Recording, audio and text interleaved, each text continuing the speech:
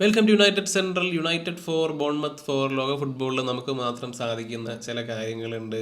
Consistently inconsistent ആവുക, 3 തവണ lead എടുത്തതിന് ശേഷം അത് കൺസീഡ് ചെയ്യുക. അതും ബോൺമത്തിനെതിരെ ഒരുപാട് ഗോളുകൾ വഴങ്ങുന്ന ഒരു ടീമാണ് ബോൺമത്ത്. ആ ബോൺമത്തിനെതിരെ 4 ഗോളുകൾ, അതും ഹാട്രിക്കായിട്ട് 3 വർഷമാണ് നമ്മൾ അടുപ്പിച്ച് 3 ഗോളുകൾ വഴങ്ങിയിട്ടുള്ളത് എന്നുള്ളതാണ്. കളിയിൽ നമ്മൾ അവസാനം പൊട്ടേണ്ടതായിരുന്നു. ലാമിൻസിൻ്റെ ആ ഒരു ഡെഹയ ഇൻസ്പയർഡ് സേവ് ആയിരുന്നെങ്കിൽ തീർച്ചയായും 5-4 തോക്കേണ്ട ഒരു കളിയായിരുന്നു. ഇപ്പം എന്തായാലും ഈ കളിയിലേക്ക് ഓവറോൾ വന്നു കഴിയുമ്പോൾ ഫസ്റ്റ് ഹാഫ് എന്ന് പറഞ്ഞു കഴിഞ്ഞാൽ കിടിലം ഫസ്റ്റ് ഹാഫാണ് നമ്മൾ കാഴ്ചവെച്ചത്. അടിപൊളി ഫസ്റ്റ് ഹാഫായിരുന്നു. ഈ റൂബൻ അമോറിമിൻ്റെ അണ്ടറിലെ one of the best first half performance എന്ന് പറയാൻ പറ്റുന്ന തരത്തിലുള്ള ഒരു ഫസ്റ്റ് ഹാഫ് ആയിരുന്നു. ഒരുപാട് ചാൻസുകൾ ക്രിയേറ്റ് ചെയ്തു, പക്ഷേ അതൊന്നും നമുക്ക് ഗോളാക്കി മാറ്റാൻ സാധിച്ചില്ല എന്നുള്ളതാണ്. ഈ പറയുന്ന പോലെ തന്നെ അമാദിൻ്റെ ഗോളും അതുപോലെ തന്നെ കസിമീറോയുടെ ഗോളും ഒഴിച്ച് നിർത്തി കഴിഞ്ഞാൽ വേറെ ഇഷ്ടംപോലെ ചാൻസുകൾ ഉണ്ടായിരുന്നു. എംബോമയ്ക്കൊക്കെ ചാൻസ് ഉണ്ടായിരുന്നു. പക്ഷേ എംബോമ ഇന്നലത്തെ മത്സരത്തിൽ ഭയങ്കര ഡള്ളായിരുന്നു. ഡള്ളെന്ന് പറയാൻ പറ്റില്ല, ഭയങ്കര മോശമായിരുന്നു എന്നുള്ളത് തന്നെയാണ്. അദ്ദേഹത്തിൻ്റെ ഡമ്മി ആണെങ്കിലും അതുപോലെ ഓവറോൾ ഡിസിഷൻ മേക്കിംഗ് ഒക്കെ മോശമായിരുന്നു. എംബോമനെ സംബന്ധിച്ച് ഇന്നലെ വളരെ മോശമായിട്ടുള്ളൊരു കളിയായിരുന്നു. പക്ഷേ ബാക്കിയുള്ള പ്ലെയേഴ്സ്, ഇപ്പോൾ ഈ പറയുന്ന പോലെ കുണ്ണിയാണെങ്കിലും ഭയങ്കരമായിട്ട് ഹാർഡ് വർക്ക് ചെയ്യുന്നുണ്ടായിരുന്നു. അതുപോലെ മൗണ്ട് ആണെങ്കിലും സൂപ്പർ കളിയായിരുന്നു. മൗണ്ടിനെ കുറിച്ച് പ്രത്യേകം പറഞ്ഞു, കാരണം മൗണ്ട് കളിക്കുമ്പോൾ നമ്മൾ നെക്സ്റ്റ് ലെവലിലേക്ക് പോകുന്ന പോലെയാണ് മൗണ്ട് കളിക്കുമ്പോൾ നമ്മുടെ കളി എന്ന് പറയുന്നത്. നമ്മൾ അറ്റാക്കിംഗ് വൈസ് നമ്മളിപ്പോൾ ശരിക്കും പറഞ്ഞു കഴിഞ്ഞാൽ ഓക്കെയാണ്. കാരണം ഈ സീസണിൽ ഇതുവരെ 30 ഗോളുകൾ അടിച്ചിട്ടുണ്ട്. കഴിഞ്ഞ വർഷം നമ്മൾ മൊത്തം സീസണിൽ 44 ഗോളുകളാണ് അടിച്ചിട്ടുള്ളത്. ഗോളുകൾ അടിച്ചു എന്നുള്ളത് മാത്രമല്ല, നമ്മൾ അതിനനുസരിച്ചുള്ള ചാൻസുകളും ക്രിയേറ്റ് ചെയ്തിട്ടുണ്ട് എന്നുള്ളതാണ്.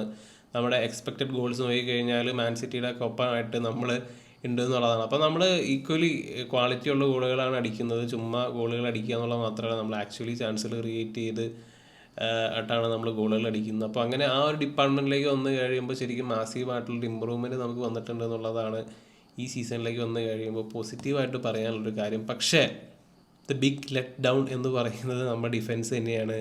വീണ്ടും ഡിഫൻസ് നമ്മളെ ശരിക്കും പറഞ്ഞു കഴിഞ്ഞാൽ ഇപ്പോൾ അറ്റാക്ക് വൈസ് നോക്കിക്കഴിഞ്ഞാൽ നമ്മളൊരു ടോപ്പ് 3 ടീം ഉണ്ടെന്ന് പറയാം. പക്ഷേ ഡിഫൻസിലേക്ക് നോക്കിക്കഴിയുമ്പോൾ നമ്മൾ ബോട്ടം ലെവൽ ടീമുകളെ പോലെയാണ്. അത്രയധികം ഗോളുകളാണ് നമ്മൾ വഴങ്ങുന്നത്. ഇപ്പോൾ നമ്മളെക്കാളും മുന്നേയുള്ള ടീമുകളിലേക്ക് നോക്കിക്കഴിഞ്ഞ് കഴിഞ്ഞാൽ അവർ 15, 16, 17 ഇങ്ങനെയൊക്കെ ഗോളുകളാണ് അവർ കൺസീഡ് ചെയ്തിട്ടുള്ളത്. പക്ഷേ നമ്മൾ കൺസീഡ് ചെയ്യുന്ന ഇത്തരം ഗോളുകൾ നോക്കിക്കഴിഞ്ഞാൽ അത് ശരിക്കും പറഞ്ഞു കഴിഞ്ഞാൽ താഴെ കിടക്കുന്ന ടീമുകളുടെ അത്രയും ഗോളുകൾ നമ്മൾ കൺസീഡ് ചെയ്യുന്നു എന്നുള്ളതാണ്. അതാണ് നമ്മുടെ ഏറ്റവും വലിയൊരു ഇഷ്യൂ. പക്ഷേ നമ്മുടെ ഡിഫൻഡേഴ്സിനെ മാത്രം കുറ്റം പറയില്ല. ഇപ്പോൾ ഇന്നലത്തെ കളിയിലേക്ക് വന്നു കഴിയുമ്പോൾ യോറോയും ഹേവനൊക്കെ ആണെങ്കിലും എന്താ പറയുക, സസ്പെക്ട്സ് ആയിരുന്നു. പക്ഷേ അത് മാത്രമല്ല, നമ്മൾ പലപ്പോഴും 1-2 മൂവ് കഴിയുമ്പോഴേക്കും നമ്മുടെ മിഡ്ഫീൽഡിനെയൊക്കെ കീറി മുറിക്കാനായിട്ട് എതിരാളികൾക്ക് പറ്റുന്നുണ്ടെന്നുള്ളതാണ്. ഇപ്പോൾ ഫസ്റ്റ് ഗോളിലേക്ക് വന്നു കഴിയുമ്പോൾ ലൂക്ക് ഷോനെ ശരിക്കും ബ്ലോക്ക് ചെയ്ത് നിർത്തി സെമന്റി പെട്ടെന്ന് പോയി ഗോളടിച്ചു എന്നുള്ളതാണ്. അതും ഈസി ആയിട്ട് അവർക്ക് കയറി പോകാൻ പറ്റി എന്നുള്ളതാണ്. അതുപോലെ തന്നെ നമ്മൾ 4ാമത് വഴങ്ങിയ ഗോളിലേക്ക് നോക്കിക്കഴിയുമ്പോൾ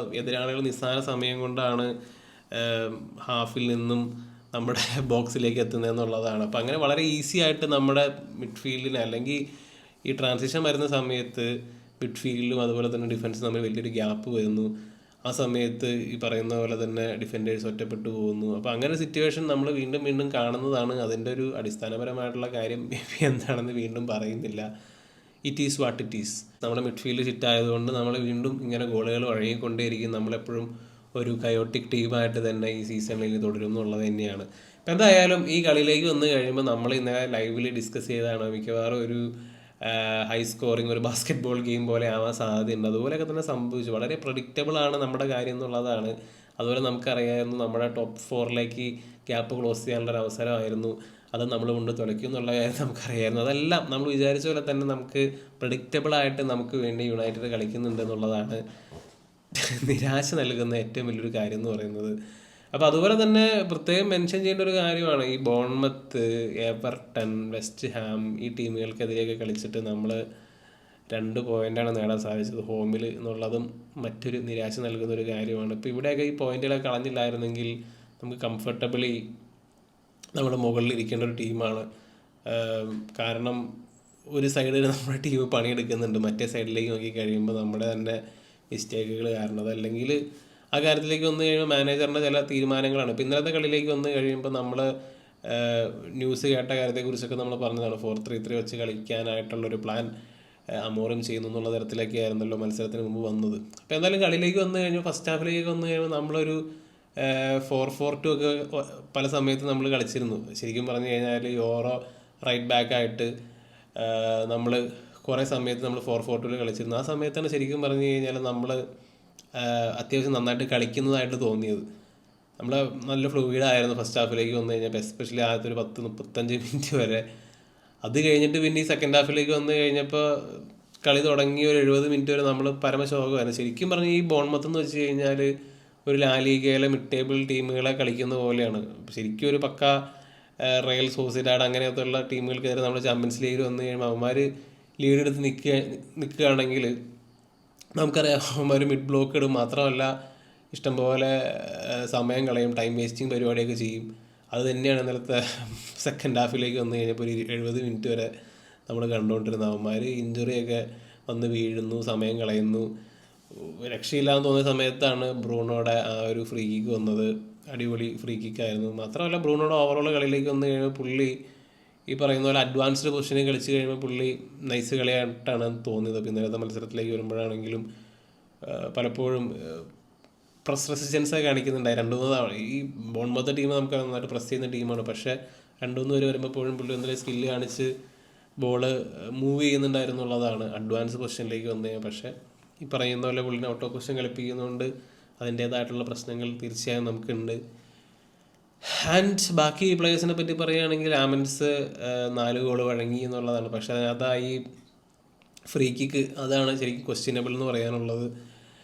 അത് പുള്ളിക്കാരന് ബെറ്ററായിട്ട് ചെയ്യാമായിരുന്നു. പക്ഷേ അത് ലാമൻസ് പുള്ളിക്കാരൻ എനിക്ക് കാൽക്കുലേഷൻ ഇത്തിരി വൈകിപ്പോയി, എന്തോ ചിന്തിച്ചുകൊണ്ടിരിക്കുകയായിരുന്നു.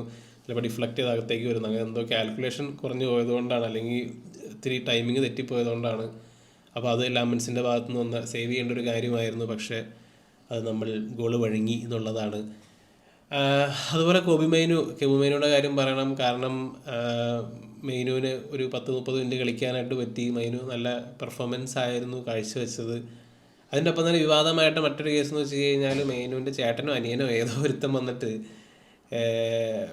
അത് മത്സരത്തിൽ ഫ്രീ കോബി മെയിനു എന്ന് പറഞ്ഞ് പുള്ളിക്കാരൻ വന്ന് ഗാലറിയിൽ ഇരിക്കുന്നുണ്ടായിരുന്നു. അതിൻ്റെ ഫോട്ടോ ഒക്കെ വൈറലായി പലരും ഷെയർ ചെയ്യുന്നുണ്ടായിരുന്നു. അപ്പോൾ എനിക്കറിയാൻ പാടില്ല എന്തുകൊണ്ടാണ് നമ്മുടെ ടീമിൽ കളിക്കുന്ന അക്കാഡമി പ്ലെയേഴ്സിൻ്റെയൊക്കെ സഹോദരന്മാരൊക്കെ ഇങ്ങനെ ആൾ കളിക്കാൻ വരുന്നത്. കാരണം ഗാർനാച്ചോ ഉണ്ടായിരുന്നപ്പോൾ ഗാർനാച്ചോയുടെ ബ്രദർ ഇതുപോലെ വിഷയക്കാരനായിരുന്നു. ടീനേജ് ഒരു കൊച്ചു പയ്യനായിരുന്നു, അവൻ വലിയ കൊണയടിയായിരുന്നു. പക്ഷേ ചെൽസിയിലേക്ക് പോയതിനു ശേഷം ഇവനൊക്കെ സൈലൻ്റാണ്. അതുപോലെ തന്നെ റാഷ്ഫോർഡിൻ്റെ സഹോദരനാണെങ്കിൽ ഇതുപോലെ തന്നെ വലിയ ഷോയായിരുന്നു. പക്ഷേ ബാർസയിലേക്ക് വന്നു കഴിഞ്ഞപ്പോൾ അവിടെ സൈലൻ്റാണ്. അപ്പോൾ അങ്ങനെ നമ്മുടെ അടുത്ത് കളിക്കുമ്പോൾ മാത്രമേ ഇവന്മാരൊക്കെ തല പൊക്കിക്കൊണ്ടുവരും. മാത്രമല്ല ഈ മെയിനുവിൻ്റെ ഈ സഹോദരനെ പറ്റി കേട്ടായിരുന്നു വെച്ച് കഴിഞ്ഞാൽ അവൻ ഹാഫ് ബ്രദറാണ്. അപ്പോൾ കുറേ കാലമായിട്ട് ഇവരായിട്ട് വലിയ അടുപ്പൊന്നും ഉണ്ടായിരുന്നില്ല. മാത്രമല്ല ഇവൻ്റെ ലാസ്റ്റ് നെയിം എന്ന് പറയുന്നത് മെയിനു എന്ന് പോലും അല്ലായിരുന്നു. അത് കഴിഞ്ഞപ്പോൾ ഇവൻ ഫേമസ് ആയതോടുകൂടി ഇവൻ മെയിനു എന്നുള്ള പേരൊക്കെ സ്വീകരിച്ചു. അപ്പോൾ ഇവൻ UK പരിപാടിയിലുണ്ടായിരുന്ന ലവ് ഐലൻഡ് എന്ന് പറയുന്ന സെലിബ്രിറ്റി ഷോയിലുണ്ടായിരുന്നതാണ്. പക്ഷേ അതിലും വലിയൊരു റീച്ചാണല്ലോ കോബി മൈനുവിനെ പോലത്തെ വേൾഡ് റിനൗണ്ട് ആയിട്ടുള്ളൊരു ഫുട്ബോളറിൻ്റെ അല്ലെങ്കിൽ അത്രയും പൊട്ടൻഷ്യൽ ഉള്ളൊരു പ്ലെയറിൻ്റെ ബ്രദറായിട്ട് അറിയപ്പെടുന്നത്.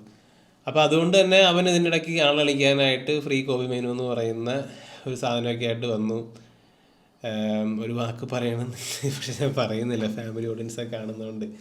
എന്തായാലും എനിവേ വെറുതെ ഒരു അനാവശ്യമായിട്ടുള്ള ഒരു കാര്യമാണ് അവൻ ചെയ്തത്. ഇപ്പം എന്തായാലും അവനെയൊക്കെ നിലയ്ക്ക് നിർത്തേണ്ട കാര്യം മെയിനു തന്നെ ചെയ്യേണ്ടതാണെന്നുള്ളതാണ്. ഒരു പക്ഷേ അല്ലെങ്കിൽ മെയിനുവിൻ്റെ അറിവോടുകൂടി ചെയ്തതായിരിക്കാം. എനിവേ വി ഡോണ്ട് നോ എന്താണ് ഇതിനകത്തുള്ള കാര്യം എന്നുള്ള കാര്യം നമുക്കറിയില്ല. ആൻഡ് ഒരു കാര്യം മെൻഷൻ ചെയ്യാനുള്ളത് സെമന്യോനെ കുറിച്ചിട്ടാണ്. സെമന്യോയുടെ ഗോള് നല്ലൊരു ഗോളായിരുന്നു. അതുപോലെ സെമന്യോയ്ക്ക് റെഡ് കാർഡ് ഇട്ട് കയറി പോകേണ്ടത്. കാരണം അവൻ ഡാലോട്ടിൻ്റെ കൊങ്ങ കയറി പിടിച്ചതാണ്. ഇതുപോലത്തെ സിമിലർ ആയിട്ടുള്ളൊരു കേസിനാണ് കസമീറിനെ കയറ്റി വിട്ടത്. കാരണം അന്ന് ഓപ്പോസിഷൻ പ്ലെയറിന് വലിയ പരാതിയൊന്നും ഉണ്ടായിരുന്നു. അതിനുശേഷം വാറ് പോയി നോക്കി കസമീറിനെ കയറ്റി വിട്ടതാണ്. ഇങ്ങനെ കഴുത്തി കയറി ഇങ്ങനെ ഷർട്ടുമ്പോൾ കയറി പിടിച്ചു എന്നും പറഞ്ഞു. ഇവൻ കറക്റ്റ് ഇവിടെ കൊങ്ങയ്ക്ക് കയറി ഡാലോട്ടിനെ പിടിക്കേണ്ട തട്ടുണ്ട്. അത് കഴിഞ്ഞിട്ട് അവന് കാർഡ് കൊടുക്കാതെ അല്ലെങ്കിൽ റെഡ് കാർഡ് കൊടുക്കാതെ വാറ് ചെന്ന് നോക്കിയില്ല എന്നുള്ളതാണ്. അപ്പം അങ്ങനെയുള്ള പരിപാടികളൊക്കെ ഈ കളിയിലേക്ക് വന്നപ്പോൾ ഉണ്ടായിരുന്നു. അതുപോലെ തന്നെ അമാദ് കിടിലൻ പെർഫോമൻസ് ആയിരുന്നു. ചില സമയത്ത് മെസ്സിനെയൊക്കെ ഓർമ്മിപ്പിക്കുന്ന രീതിയിലുള്ള ഡ്രിബിളിംഗ് ഒക്കെ അമാദിൻ്റെ ഭാഗത്തുണ്ടായിരുന്നുള്ളതാണ്. അവൻ കറക്റ്റ് അവരുടെ ഡിഫൻഡർ കൊണ്ടൊന്ന് കാല് വെച്ചു എന്നുള്ളതാണ്. അല്ലെങ്കിൽ ഒരു മെസ്സിസ്ക് ഗോള് അമാദിൽ നിന്ന് അടിക്കേണ്ടായിരുന്നു. പിന്നെ ലിസാൻഡ്രോ വന്നതിന് ശേഷമാണെങ്കിലും ഈ പറഞ്ഞ ലിസാൻഡ്രോയുടെ പെർഫോമൻസ് അല്ലെങ്കിൽ ലിസാൻഡ്രോ ഭയങ്കര റെസ്റ്റി ആണെന്നാണ് തോന്നിയത്. അല്ലെങ്കിൽ ഇച്ചിരി സ്ലോ ആയ പോലെയാണ് ആ ഗോളിലേക്കൊക്കെ വന്നു കഴിഞ്ഞപ്പോൾ ഫീൽ ചെയ്തത്. ഇനിയിപ്പോൾ എന്തായാലും അമാദ്, എംബു ഇവരൊക്കെ പോവുകയാണ്. നമ്മൾക്കിനി അടുത്ത കളിയിലേക്ക് വന്നു കഴിയുമ്പോൾ കസമീറോ ഇല്ല, പുള്ളിക്കാരൻ മഞ്ഞക്കാർഡ് ഇട്ടുകയും ചെയ്തു. ഇനി ആസ്റ്റൺ വില്ല ആയിട്ടാണ് അവർ 9 മത്സരങ്ങൾ അടുപ്പിച്ച് ജയിച്ച് നിൽക്കുന്ന ഒരു ടീമാണ്. അവർക്കെതിരെ ജയിക്കുക എന്ന് പറഞ്ഞു കഴിഞ്ഞാൽ it's going to be tough. ഇപ്പം എന്തായാലും നമ്മൾ ഒരുപാട് പോയിന്റുകൾ ഹോമിൽ ഡ്രോപ്പ് ചെയ്തു എന്നുള്ളതാണ് പ്രത്യേകം മെൻഷൻ ചെയ്യാനുള്ളത്. ഇതൊക്കെ നമുക്ക് തിരിച്ചു കൊത്തും എന്നുള്ളതാണ്. എനിവേ, എന്താണ് നിങ്ങളുടെ അഭിപ്രായങ്ങളുള്ള കാര്യം തീർച്ചയായും കമൻറ്റുകളായിട്ടിടുക. മറ്റൊരു വീഡിയോയുമായി വീണ്ടും കാണാം.